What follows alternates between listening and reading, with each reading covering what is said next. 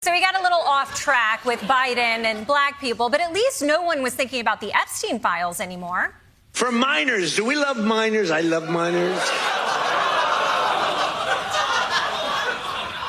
We know, we all saw the birthday card. Donald Trump believed he could handle Desi Lydic the same way he has handled countless critics who challenged or embarrassed him publicly. But this time, the approach completely backfired because Desi refused to respond the way he expected. Trump mocked her, criticized her show, and tried to paint her as insignificant, hoping his insult would become the story rather than the joke she made about him. For years, that strategy had worked remarkably well. The first convicted felon to be president of the United States.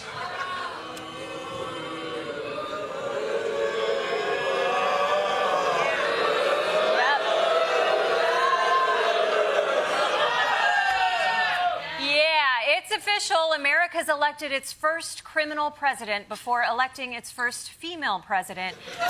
Whenever journalists questioned him, they were labeled fake news.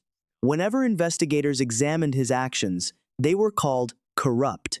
Whenever comedians made jokes at his expense, he insisted nobody paid attention to them anyway. Desi Lydic calmly dismantled that entire formula on live television.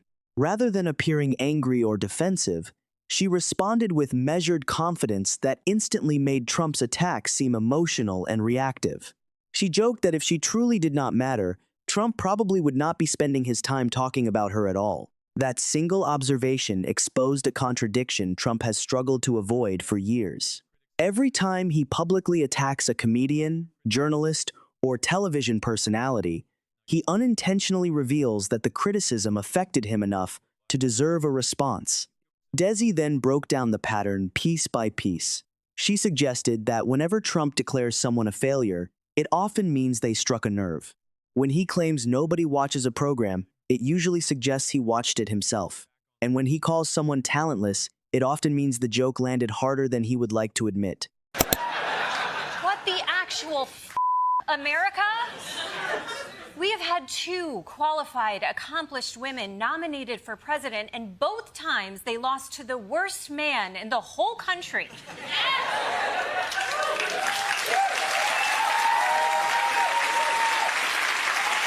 The audience immediately recognized the pattern because they had watched it play out repeatedly over the years. Trump criticizes, he complains, he insults, he lashes out. Yet in doing so, he repeatedly shines a spotlight on the very people he insists are unimportant. Desi pointed out that genuinely confident individuals usually ignore criticism or laugh it off. Trump, by contrast, often treats even minor jokes as personal attacks, requiring an immediate response. Is an assault on America. The Democrats may as well have karate kicked the Statue of Liberty right in the cooch. I've been watching Fox News and chugging Logan Paul's energy drink for 6 days straight, and I'm ready to Fox-plain Trump's indictment. Mao's China, Hitler's Germany, Tito's vodka. Mommy needs a drink. If they can arrest Donald Trump, they can arrest anyone who's accused of a crime. That calm observation completely changed the mood of the conversation. Suddenly, Trump's insults no longer sounded forceful. Instead, they began to sound defensive. Desi then expanded the discussion by connecting Trump's reactions to a broader conversation about power, criticism, and accountability in American public life. She argued that Trump rarely focuses on addressing the actual criticism directed at him. Trump is on track to win every single swing state and the popular vote. Just like the relationship between Trump and Eric, this one wasn't close at all. Oh my God. I have 4 more years of Eric jokes. Me. Instead, he frequently targets the person delivering the criticism. A reporter becomes dishonest. A judge becomes unfair.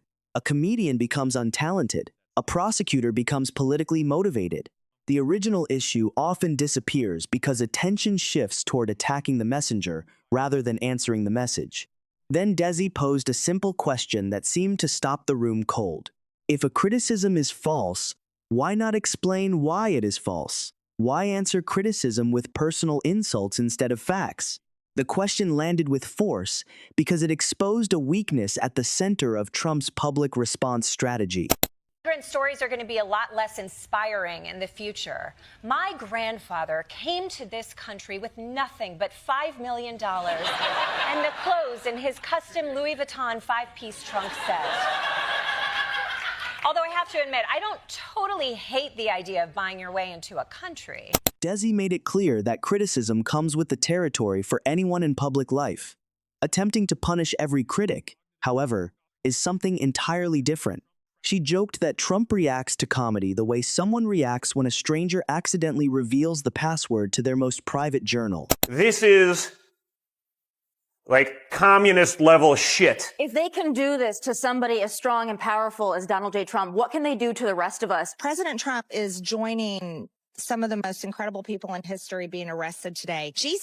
Jesus was arrested and murdered by the Roman government. I don't really feel right now living in this police state. Alvin Bragg is the MAGA Republican of the Year. He just got Trump's nomination. According to Desi, every angry response simply confirms that the joke hit exactly where it was intended.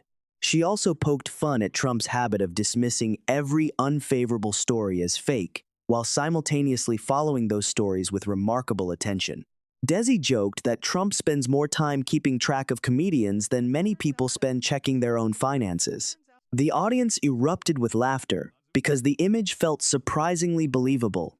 But the most memorable moment arrived when she briefly stepped away from the jokes and delivered a line that quickly spread across social media. Did this guy just put a cover charge on America?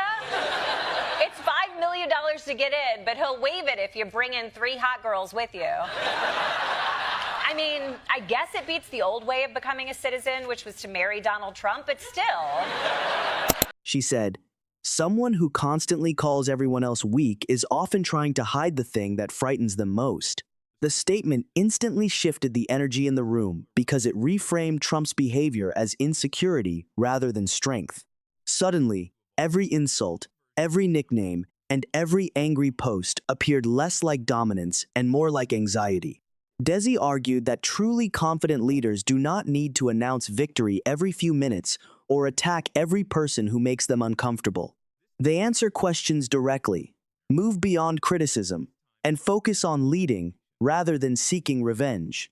Trump's constant battles with critics, she suggested, revealed just how personally he takes public embarrassment. Opponent that Trump hates so much that when he goes after them, he actually becomes them. You know, the windmills, boom, boom, boom. Windmills. Wing.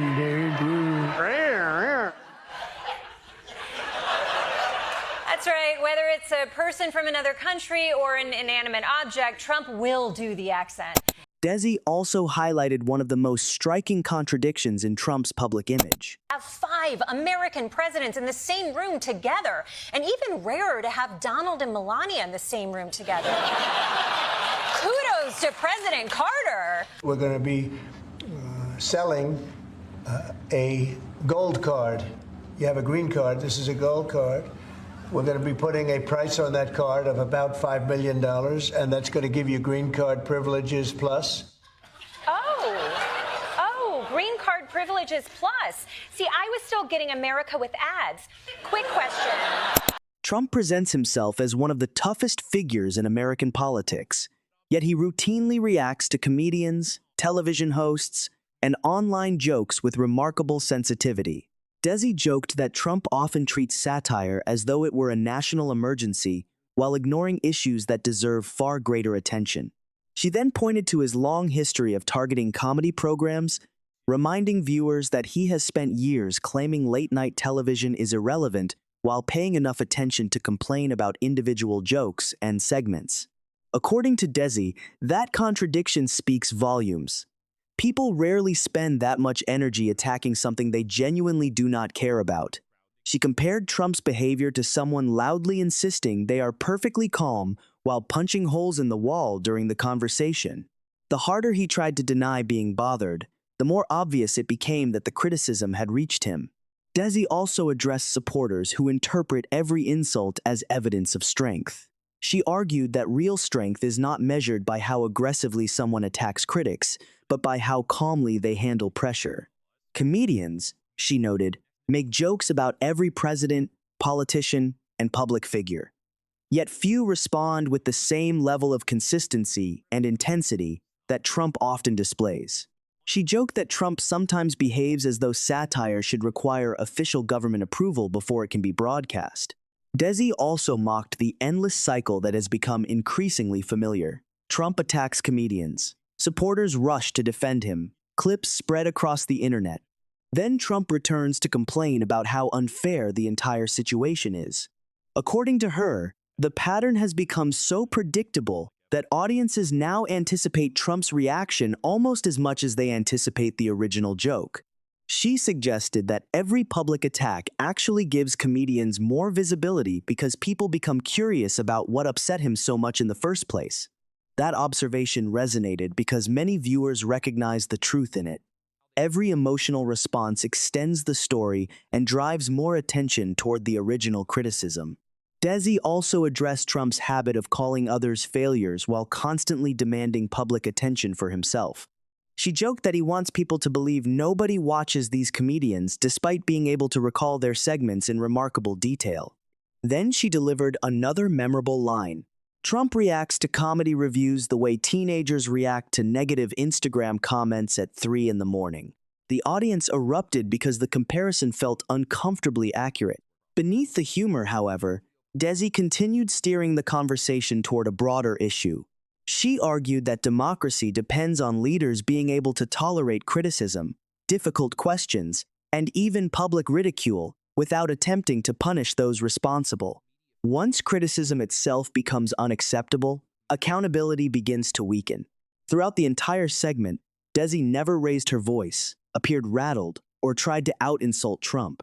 That restraint became her greatest strength. Trump expected outrage. Instead, he was met with calm confidence, making his attacks appear weaker than ever.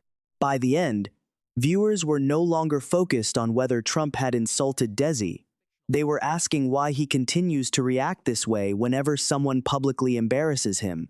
Rather than remaining the target of the attack, Desi transformed herself into the person calmly examining the behavior behind it. In doing so, she completely reversed the power dynamic in front of a national audience. Trump intended to humiliate her. Instead, he handed her an opportunity to highlight what she viewed as the insecurity driving his constant need for attention, control, and retaliation. That is why the moment spread so quickly online and why so many people described her response as unexpectedly powerful. She did not defeat Trump's criticism by shouting louder. She responded by allowing his reactions to speak for themselves. Perhaps that is why the moment resonated with so many people. Many Americans have grown tired of the endless cycle of outrage. Every disagreement becomes a battle. Every joke becomes a crisis. Every critic becomes an enemy. Desi chose a different approach. She slowed the conversation down and encouraged viewers to examine the pattern rather than the noise surrounding it. She argued that the louder Trump attacks someone, the more obvious it becomes that the criticism affected him. Once people recognize that pattern, it becomes difficult to ignore. Suddenly, every insult begins sounding less like confidence and more like damage control. Every angry response feels less authoritative and more personal. That is why her calm delivery mattered so much. She never appeared intimidated. She never tried to match Trump's energy. She never turned the exchange into a shouting contest. Instead, she allowed his own behavior to reveal the weakness she believed existed within his argument. She also touched on something many Americans quietly recognize but rarely hear discussed openly. Truly powerful people generally do not spend every day trying to convince everyone of their power. They do not require endless validation, constant praise, or repeated loyalty tests. Nor do they spend their time obsessing over comedians, television personalities, or random social media comments in the middle of the night. Yet Trump repeatedly finds himself doing exactly that. Desi joked that Trump treats criticism like a smoke alarm he cannot ignore. Instead of investigating the source of the problem, he simply keeps hitting the alarm with a hammer. The line perfectly captured her broader point. Rather than addressing uncomfortable questions directly, Trump often attacks the people asking them. While that approach may energize loyal supporters, it also creates moments where the reaction becomes larger than the criticism itself. By the end of the segment, audiences were no longer discussing whether Trump had insulted Desi Lydic. They were discussing why he seemed unable to ignore her. That remains the trap he repeatedly falls into. Every attempt to silence a comedian amplifies their voice. Every emotional response reinforces the image critics are describing. Desi understood that from the beginning, which is why she remained composed throughout the entire exchange. She knew that clarity would be more powerful than anger. Once that realization reached the audience, the mood changed completely. Trump wanted to make Desi appear small. Instead, his reaction became the joke. That is why the clip spread so widely, why millions continued sharing it, and why even people who normally ignore political comedy suddenly paid attention. Because beneath the humor was a larger conversation about power, insecurity, and the difference between appearing strong and genuinely being strong. Desi Lydic did not simply survive Trump's criticism on live television. She transformed it into one of the most effective public rebuttals associated with him in recent memory.